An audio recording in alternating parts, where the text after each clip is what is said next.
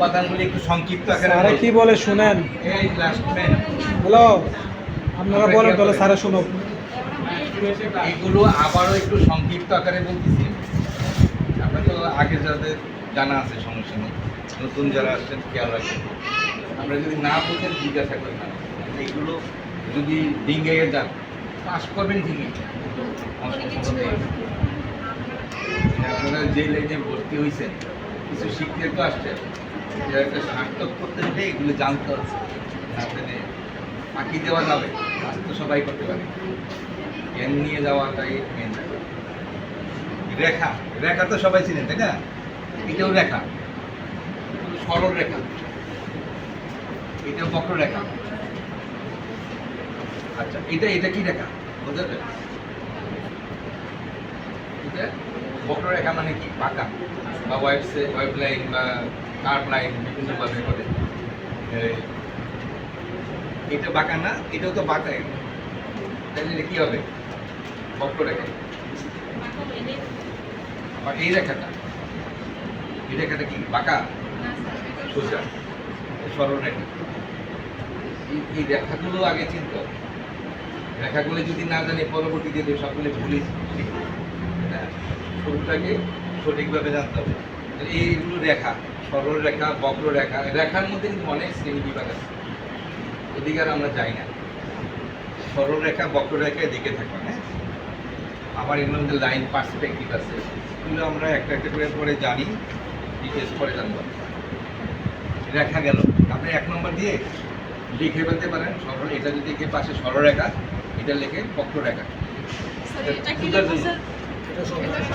এটা সরল রেখা, সরল বা সোজা।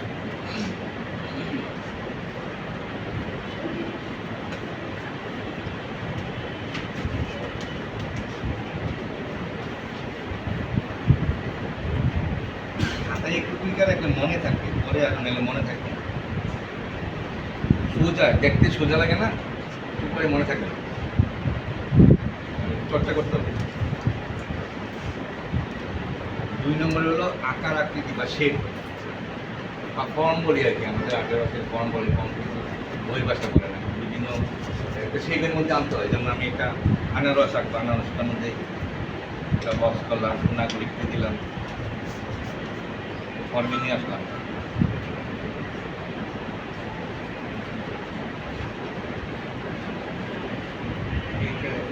দিয়ে যাতে এই পাশে সমান রাখলাম, এই পাশে সমান রাখলাম, একটা ফর্মের মধ্যে নিয়ে আসলাম। সব কিছু একটা ফর্মের মধ্যে নিয়ে আসলাম, তাড়াতাড়ি হবে, সঠিক হচ্ছে।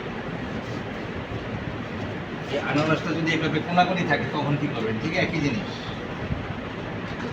কেউ একটা ফর্ম কোনাকুনি আসে।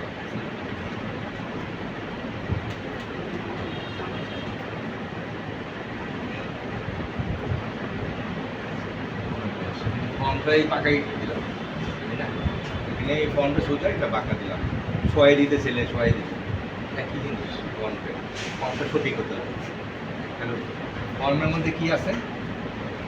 ত্রিভুজ, চতুর্ভুজ, বৃত্ত। এটা হলো বেসিকটা, হলো ত্রিভুজ, চতুর্ভুজ, বৃত্ত। আমরা যদি কাউকে শিখান বা নিজেদের জন্য দরকার আছে, আগে এগুলি প্র্যাকটিস করবেন। চতুর্ভুজ একটা একে অনেকবার হাত ঘুরাবেন, এরকম প্রায় 10 বার করে আবার হাত উঠাবেন। পেন্সিল উঠাবেন না, হাত ফ্রি হবে, চাপ দিয়ে না। অনেকে হাতের লেখা সুন্দর হয় না, অনেকে দেখবেন যে হাতের উপরে রেখে চাপ দিয়ে লেখে, হাতের লেখা চেঞ্জ হবে না। এদেরকে শিখাবেন যে হাতের উপরে রাখা যাবে না, খাতার উপরে রেখে হাতে স্পিড আসবে না, লেখা সুন্দর হবে না। হাতে উঠে নিতে, উঠে নিতে ইজিভাবে রাখবে। বোর্ডে রাখার সময় তো বোর্ডটাকে এভাবে রাখতে হবে, তাই না? হাতটা আলগি রাখতে হবে, আলগি রাখতে হবে, খাতায় উঠবে। এই করে রাখলে লেখা সুন্দর হবে। চতুর্ভুজ, ত্রিভুজ, ঠিক একইভাবে এটাকে 10 বার এইভাবে ঘুরাই আর উল্টা। পাশাপাশি মাথায় রাখতে হবে যে আমি একটা ত্রিভুজ রাখতেছি, যে না রাখলে হবে। তুমি যদি আঁকি ত্রিভুজ, আমি বলতেছি যে একটা বৃত্ত আঁকতেছি, তাহলে কিন্তু ব্রেনেই ব্যস্ত গেল। কোনখানে একটা নিয়ে আসা, কোনখানা? কোনখানা না বুঝতে পারছি, কোথায়? কোনখানা কোনখানা?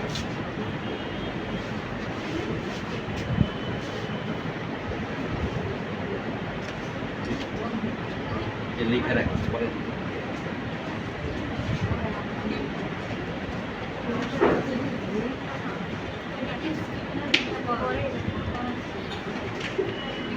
উৎপাদনের মধ্যে আছে বৃত্ত এটাও কিন্তু একইভাবে হাত ঘুরাবেন। প্রথম একটা দিলাম ইজিভাবে চাপ না, একটু একটু করলাম, একটু রাফাতে মুছলাম, একটু পাকা করে এরকম হাত ঘুরাতে থাকে, নষ্ট হবে। কাগজ নষ্ট হতে হতে ঠিক হবে, এরকম হালকা করে ঘুরাবেন 10 বার। ঠিক আছে, একইভাবে উল্টাটা 10 বার এভাবে করেন, বড় ছোট। এরপরে আসতেছে কপিত্ত, ঠিক একইভাবে এগুলো প্র্যাকটিস করবেন। এটা হলো অর্ধবৃত্ত। এই 5টা জিনিসের তো সবচেয়ে বেশি লাগে আমাদের এইটাই। এটার নাম কি বিদ্যুৎ এটা পবিত্র। উপবৃত্ত, মোবাইল বলে। এটা হলো অর্ধবৃত্ত। আচ্ছা,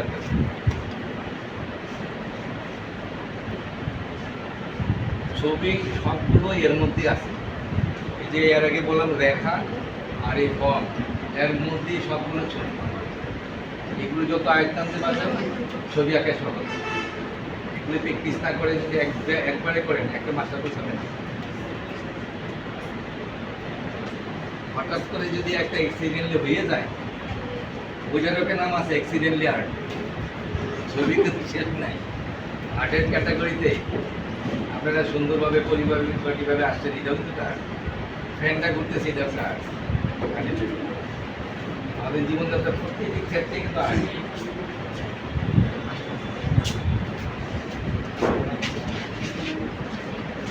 নিছেন তো সবাই না?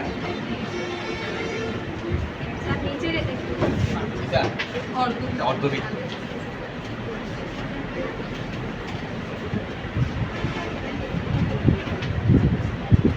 এখন আমরা মূল বিষয়তে যাচ্ছি।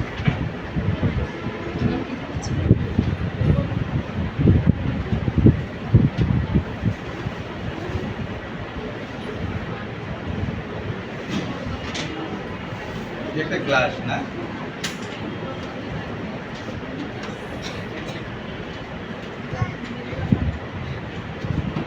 এটা কি? কেউ গ্লাস। এর মধ্যে পার্থক্যটা কি? আকার। এই দুটো ছবিতে একটু মার্ক করে রেখে দেন। পার্থক্যটা কি? আকারের পার্থক্য।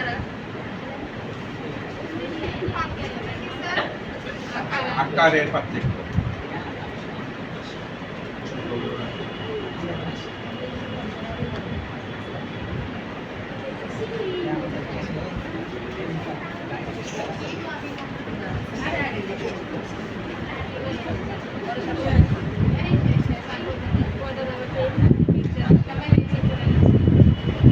আমরা কিন্তু শুরু থেকে রিভিউ করতেছি আবার সংক্ষিপ্তকারে।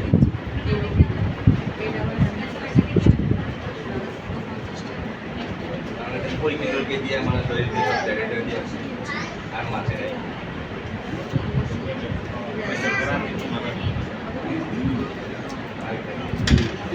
সিলেবাসটা আগে একটু আমার একটু স্টাডি করতে হবে আগে যেগুলো করে আছে। আমরা লেখাতে হেল্প করার মনে করেন আমরা পুরো সেলে সন্তানের বাকিটা আপনার উপর দায়িত্ব আছে। এটা দায়িত্ব আমরা প্র্যাকটিস চালাই নিয়ে মারতেছি আমরা ছেলে মেয়ে মনে করি আমরা আগে দিলাম অনেক বছর আগে থিওরি করছিল। আবার মিশাইতে গেলে আবার নতুন করে একটু একটু দেখতে হবে। বুঝলাম না এখনো নাই। তাহলে এই দুইটার মধ্যে পার্থক্য গেল আকারের পার্থক্য, বড় আকার ছোট আকার।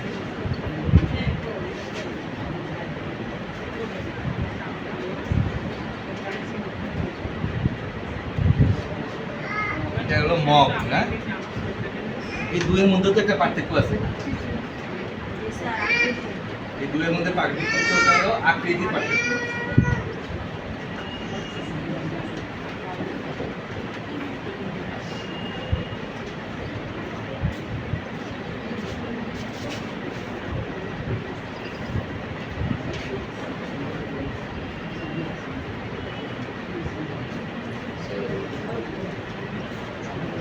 দুইয়ের পার্থক্যটা পেলে আমার না আকৃতি পারে এটা 1 নম্বর 2 নম্বর গেল এটা 2 নম্বর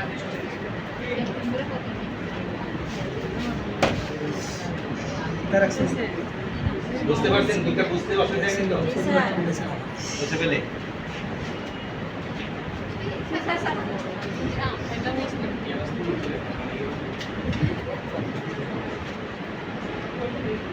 কারণ পরীক্ষাটা কিন্তু ফার্স্ট সেমিস্টারে আর রিভিউ সুযোগ নেই আমরা এরপরে ফিগার স্টাডি করবো স্কেল লেপ করবো মৃৎশিল্প ক্রাফটের কাজ করবো চারটা জিনিস হয়েছে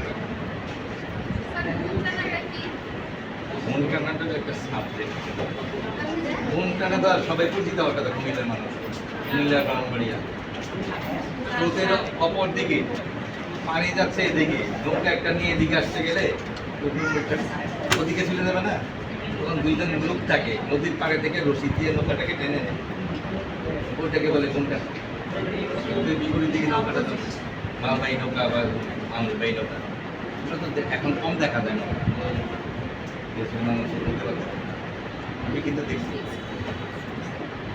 আমাদের দেশের বাড়ি ওইখান থেকে একটা ঘর কিনে 72 ঘর কিনে কিন্তু নদী দিয়া খেতে গিয়ে নিতে নিয়ে আসছে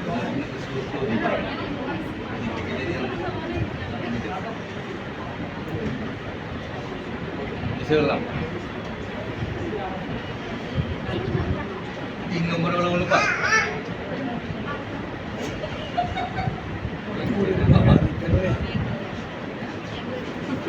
আসতে তো আরো বড় পুরোদন্ত কাজ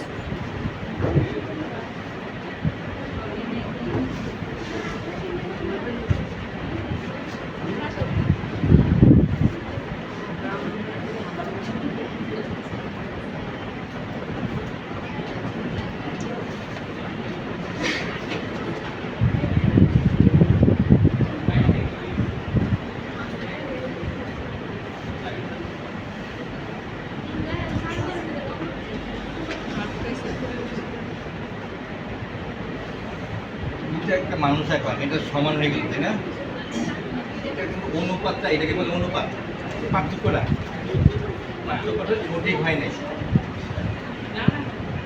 এটার সাথে কতটুকু বলতে পারে একটা মানুষ ছোট একটু বলতে পারতো তাই না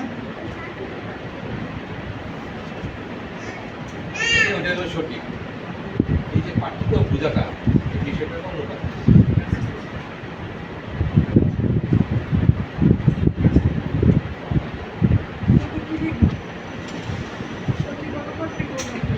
এটা দিলে দেখবেন সঠিক অনুপাত এটা দিবেন অনুপাত ঠিক হয়নি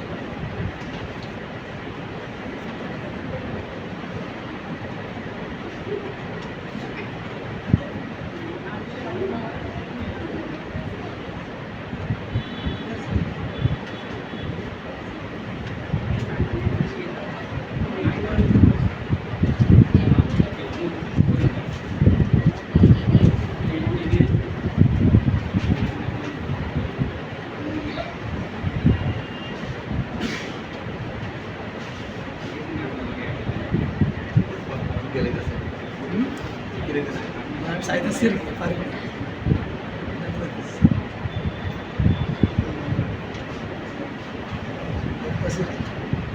শিখি না পেন্সিলটারে নিয়ন্ত্রণে আনা এটাই মানে পেন্সিলটা যাতে আমরা কথা শুনি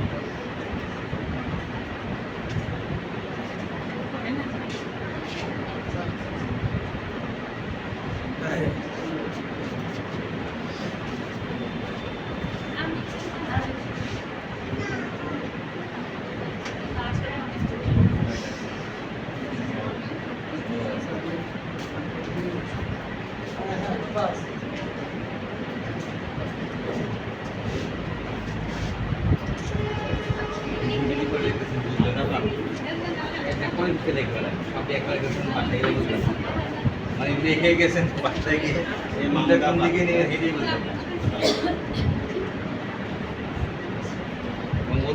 বুদ্ধিমান হলে হয়তো বুঝতে পারে নাইলে আমার বোঝা যাবে না কোনটা একটার লগে একটা লাগে ফেলে শেষ না একটা মোবাইল আছে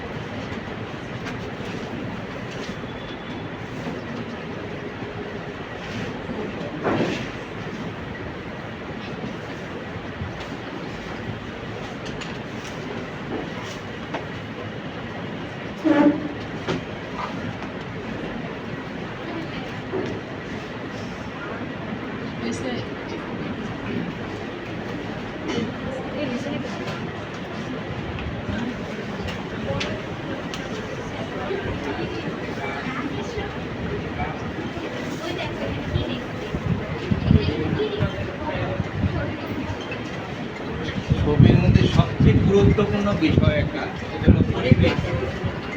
সবচেয়ে বেশি গুরুত্বপূর্ণ, যেটা দিয়ে ছবি উড়লে ছবিটা সঠিক হবে না। পার্সপেক্টিভ যেটা বলে, পরিপ্রেক্ষিতটা। আমরা তো জানি কাছে বস্তু বড় দেখা যায়, দূরে গেলে ছোট হয়ে যায়। বিমানও ছোট হয়ে যায়, মানুষ একটা সামনে দেখি অনেক দূরে গেলে ছোট হয়ে যায়, একসময় দেখা যায় না অদৃশ্য হয়ে যায়। এই যে বিষয়টা, এটাকে বলে পার্সপেক্টিভ বা পরিপ্রেক্ষিত। জিনিসটা আমরা ছবিতে কীভাবে রূপ দেব, সেই হলো বিষয়।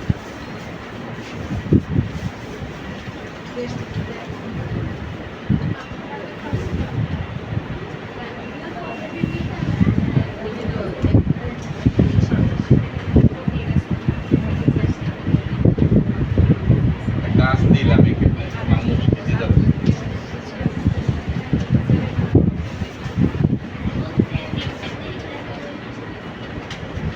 এই মানুষটা হাঁটতে হাঁটতে যখন এখানে আসবে একটু ছোট দেখা যাবে।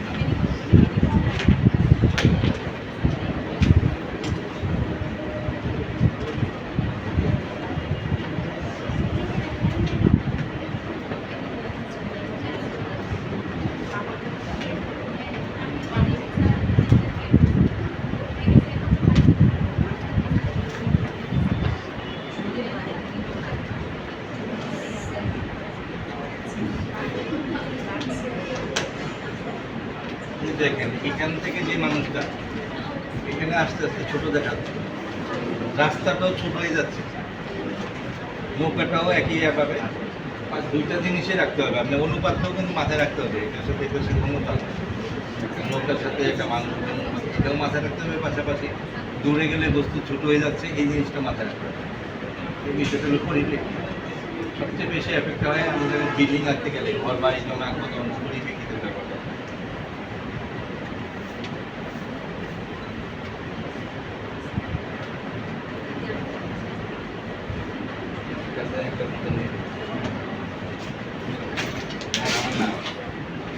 একটা বিষয়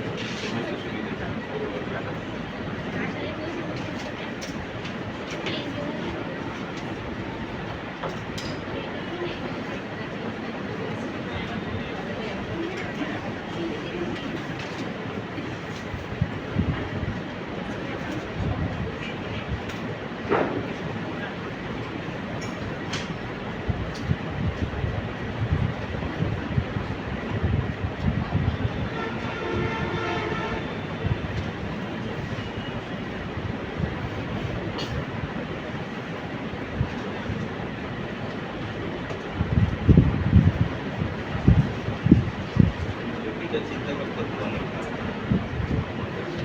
চিন্তা করতেছে অনেক দিনে চিন্তা করতে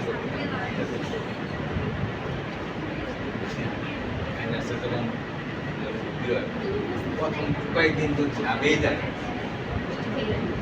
করে তো তারা ভর্তি হয়, আর্টিস্টের ভাবেই থাকে একটা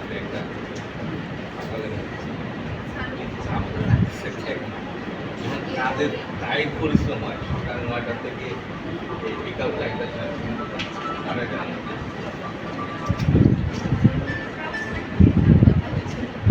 যারা কাজ করতে করতে যারা কাজ করে তারা এখানে কোনো পরিশ্রম অনেক পার্ট করতাম, আমরা শুধু মডেল হতো।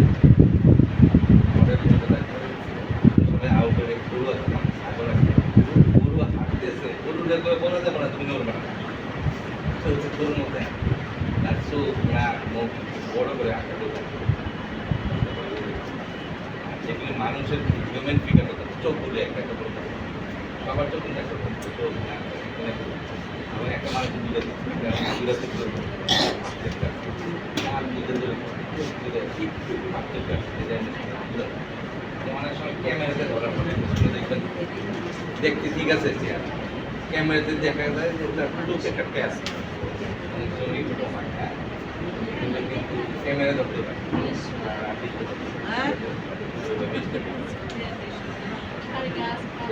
গেল পরিপ্রেক্ষিত, সবচেয়ে ইম্পর্টেন্ট একটা বিষয়টা এই দেশ শুধু মাথায় রাখবেন।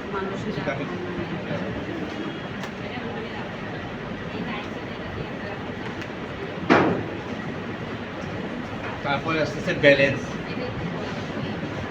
আমি একটা কাগজ দিলাম, কাগজের মধ্যে আমি একটা বিষয় দিলাম, খালি আঁকলে হলো না, এটা ব্যালেন্স করতে হবে। ব্যালেন্সটা কি? মনে করেন যে একটা কাগজে বললাম যে তিনটা ঘর, তিনটা কাজ, দুটা ঘর দিয়ে একটা দৃশ্য আঁকা, বা বাকিটা ইচ্ছা মতো কিছু আঁকা। তিনটা ঘর, দুটা গাছ, বা দুটা ঘর দিলাম, ছোট করে আসতেছি, এখানে বড় করে আঁকবে।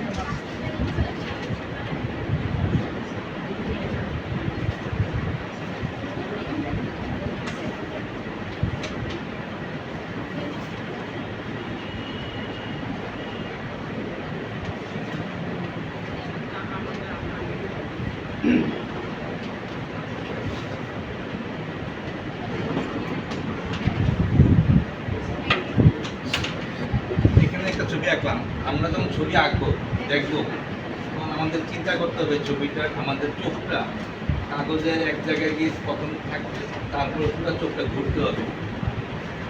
এটা হলো পুরোটা একটা ক্যানভাস। ছবি আঁকার ক্যানভাস হলো শুধু কাপড়ের ইয়ে না, ক্যানভাস হলো একটা চিত্রপট যেটাতে আমরা ছবি আঁকবো। এর ধরেন এটা হলো ক্যানভাস। এখানে চারটা ভাগ করি, আমাদের চোখটা কিন্তু এই পার্টে থাকতেছে। প্রথম কি চোখে পড়ে? এই জায়গায় চোখ পড়তেছে। তাহলে আমার এই চোখটা কিন্তু এদিকেই থাকতেছে বেশিরভাগ সময়, ওদিকে যাচ্ছে না। এদিকে যাওয়ার মতো ব্যবস্থা করতে হবে। এই পার্টে কিন্তু চোখ যাবেই না, খালি খালি হলে তো যাবে না। এই জায়গায় একটু আসে, তাও এটা অনেকবার দেখার পর একটু চোখটা দিকে আসে, এখানে একটা সাবজেক্ট আছে। এই সাবজেক্টটা আনাইতে হবে, চোখটাকে চোখটা যাতে সব দিকে ঘুরে ওরকম কিছু কাজ করতে হবে। তাহলে আমি এই কাজটাকে আঁকার আগে একটা চিন্তা করে নেব। আঁকার আগে একটা চিন্তা করে নেব, এটা হলো লেআউট বলে। এটা কিন্তু প্রশ্নতে জিজ্ঞাসা করতে পারে লেআউট, লেআউটের খসড়া একটা ছবি আঁকার আগে একটা চেষ্টা করে নেব, লেআউট বলে। এই কাজটা যদি এইভাবে আঁকি,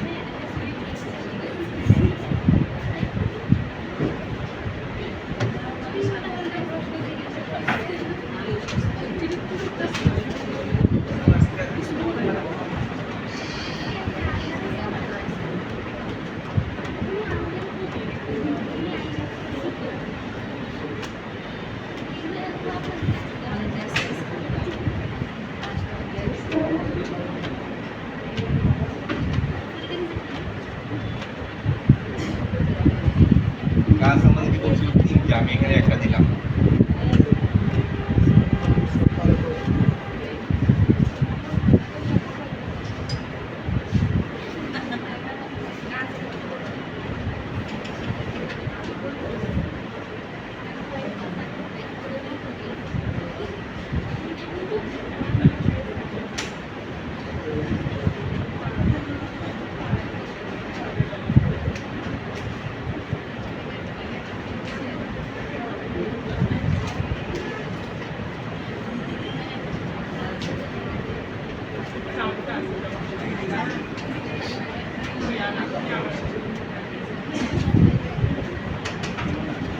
দেখছেন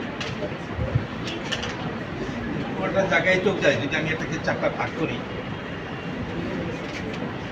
চোখ কিন্তু সব জায়গায় আসতেছে। এই জিনিসটাকে অনেকে ভাবে কি যে গাছ আকাশে গিয়ে লেগে গেছে, ভাবে না অনেক সময়। তারা কি করে, এই গাছটাকে, এই গুড়ের গ্রামটাকে, গুড়ের গ্রামটার নিচে দিয়ে দেয় গাছ। অনেকের ভিতরে এই প্রবণতাটা আছে। গাছটা কিন্তু আকাশে উঠে নেই, কাছে উঠছে মানে এই কলমটা ছোট ছোট না, এটা অনেক দূরে গেলে আর ছোট হয়, অনেক কাছে এখানে ছবিয়ে থাকে। এখন তাহলে এটা যদি এখান থেকে করবা, এটা যদি আমার চোখের কাছে থাকে, এই মাথাটা আমি এই আকাশে আর এটা থাকবে এখানে। তাহলে পেন্সিল কলমটা দেখতে পাবে অনেক বড়, দূরে কাছে হওয়ার কারণে এই জিনিসটা আমরা অনুভব করতেছি। এই জিনিসটা এরকম এটা সামনে আছে, ফিল করবেন আপনারা অবস্থানটা কোথায় আছে। এটার অবস্থানটা হলো এখানে, এইটাই শুধু খেয়াল করবেন। এই মানুষের অবস্থান আছে এই বড় এই লেভেলে, গাছটা আছে এই লেভেল, এই ঘরগুলি এই লেভেলে, এইটা নৌকাটা এই লেভেলে, ওই লেভেলটা চিন্তা করবেন দূরের কাছে পাই। পরিপ্রেক্ষিত ব্যালেন্স গেল, তাই না? এখন ধরেন আলো ছায়া,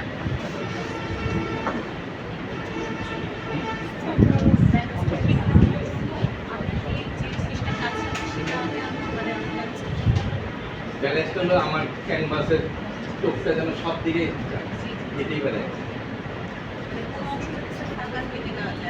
না ফাঁকা থাকতে পারে, ওইখানেও আরেকটা কাজ আছে, কালারের মাধ্যমে যদি ব্যালেন্স করতে পারে। যেমন লালের রেঞ্জ বেশি, আপনি যদি লালের একটা ফোঁটা দেন, এই পুরোটা যদি খালি রেখে আমি যদি এখানে একটা সূর্যটাকে এখান থেকে এখানে দিয়ে দিই, লালের রেঞ্জ এত বেশি, ওই দেয়ালটাতে যদি একটা লাল টিপ থাকতো কোথাও, সবসময় আগে গিয়ে ওইটা চলে পড়ে। রেঞ্জ বেশি, ওটা ব্যালেন্স করতে পারে। কালারকে আমরা ব্যালেন্স করতে পারি, শুধু ফর্মে না। ফর্মের যে জিনিসটা আমরা দেখাইলাম এরকম, ওই ব্যালেন্সটা আমরা কালারেও করতে পারি। এই ক্ষেত্রে আমরা যেহেতু কালারটা আনতেছি না, ফর্মেই ব্যালেন্স করি, তখন আমরা একটা সাবজেক্ট দিয়ে ফিল আপ করি। কালারের মধ্যে আমরা আমরা করতে পারবো। কালার আছে অন কালার, গরম, ইয়েলো, এগুলো আবার মিনিংসও আছে, অর্থ আছে। গেল আকার প্রশ্ন আছে কোনো? এই পর্যন্ত যেটা আসলাম। এখন আসছে আলো ছায়া।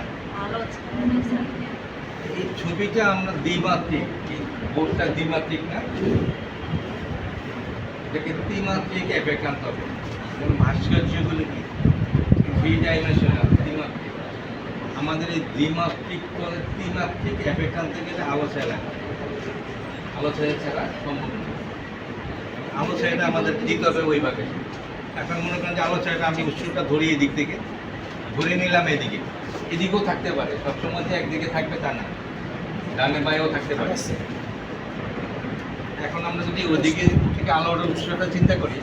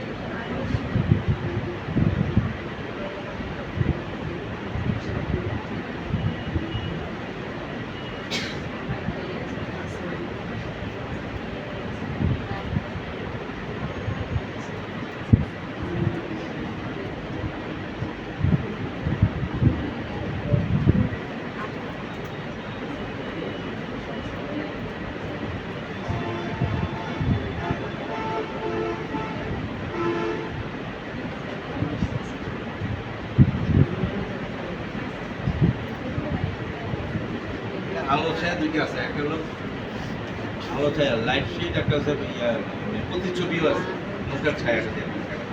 এখানে দেখেন মানুষের ছায়াটা দেখেন, আলো ছায়া, আলোটা দিক থেকে আসছে ছায়াটা দিকে, ছায়াটা দিলেই 3D এফেক্টটা পাবেন। আর 3D এফেক্টের জন্য কিন্তু আরও অনেক কিছু শেখার আছে, যেমন পিনদান দেবেন, বৃত্তে আকারে লাইট শেডগুলো, এগুলো যারা আগে করছেন এদের একটা ছায়া আছে, ছায়া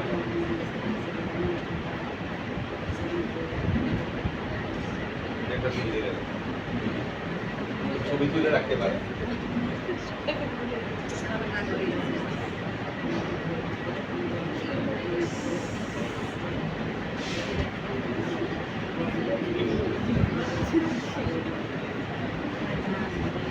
তারপরে আসতেছে টেক্সচার, 7 নম্বরে আসতেছে টেক্সচার।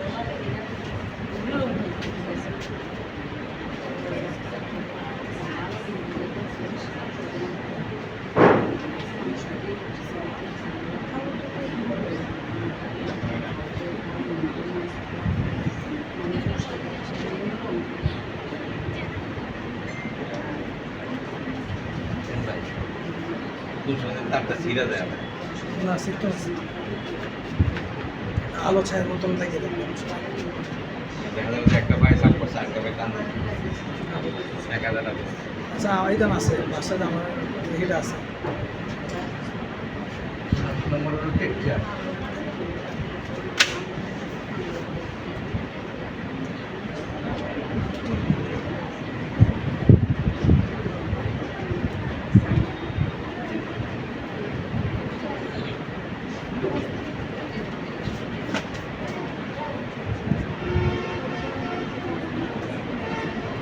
এই টেক্সচারটা কি বুঝা যাচ্ছে? এটা টেক্সচার, পানির টেক্সচার, পানিটা ঢেউ। এটা একটু ছোট আকারে যদি দেখি, আমি এরকম ভাবে দেখি, এটা মুছে ফেলে।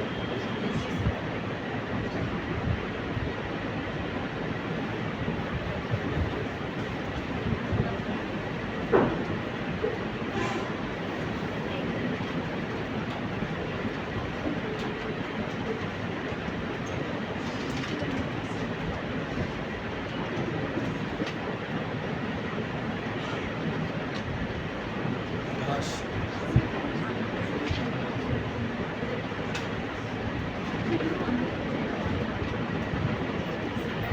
হাঁসের টেক্সচার,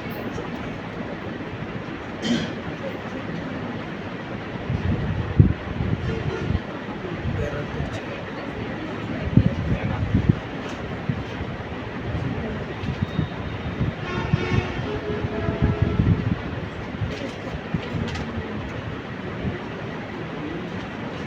মেলার টেক্সচার।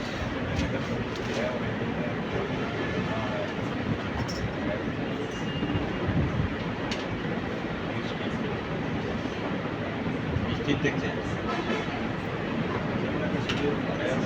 প্রত্যেকটা টেক্সচার আছে, এগুলো সিম্বলিক। প্রতিদ্বন্দ্বী, যেমন একটা আমরা মানুষ এরকম ভাবে আঁকি না, টান দিলে এটা বুঝিতে সাথে মানুষ, আসলে মানুষ এরকম না, সিম্বলিক। ঠিক এগুলো এরকম। তারপরে টাইপ সেট আছে,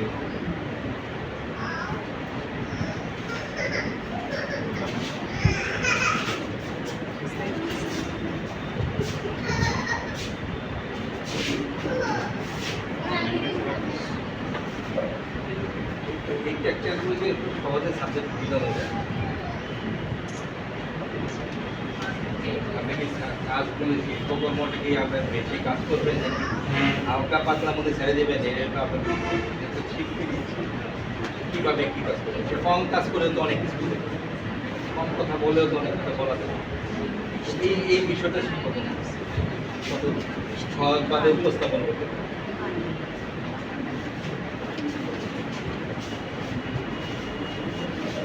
তাহলে উপাদানগুলি গেল আজকের জন্য। ডিলেট করি,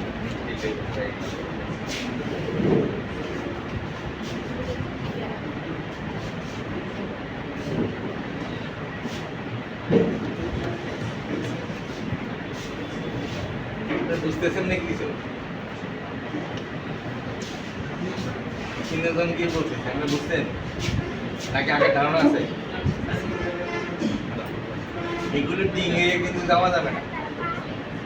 এই তো বলতেছি আপনারা কাজ করতে পারবেন, এইগুলো ডিঙে আপনারা শিল্পকর্ম শিখতে পারবেন না। এটা ঘাসের ঘাস ঘাস বেড়া বেড়া রাইস এই বিষয়গুলো বাইরে তাপস ভাই ঢেউ বেড়া হয়েছে না বেড়া হয়েছে না বেড়া হয়েছে এটাই একই। এটাও কিন্তু আর একটু বড় আকারেরও আছে, এরকম ঢেউ ঢেউ বড় ঢেউ।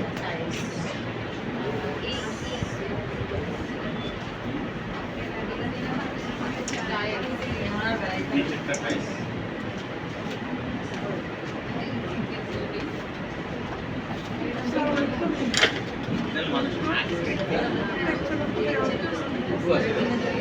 ছবিতে পরের দিন বলছিলাম দাস মানুষ বসে আছে, মানুষগুলো যাতে একটার সাথে একটা রিলেশন থাকে, মানে কথাবার্তা বলুক বা না বলুক। এখন যদি আমরা দেখা থাকি ওদিকে দেখা থাকি, আমরা তো সবাই গোষ্ঠীগতভাবে একদিকে একটা বিষয় নিয়ে চিন্তা করি, আমরা আঁকা সবাই চিন্তা করি যে বন্ধুর দিকে ফিরে থাকি ওদেরকে বুঝতে পারি। তো আমরা কম্পিটিশন বললে মনে থাকবে। আর আমরা মনে করি আমরা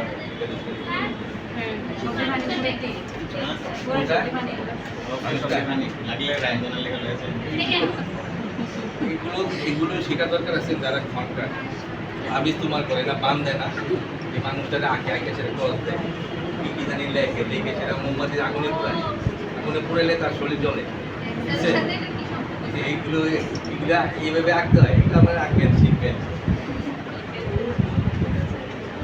এটা হলো সিম্বলিক। এতক্ষণ আমরা যেগুলি করলাম মানুষের ছবিটাও এরকম সিম্বলিক, আমরা বুঝাইতে পারি। অনেক সময় আঁকি নেয়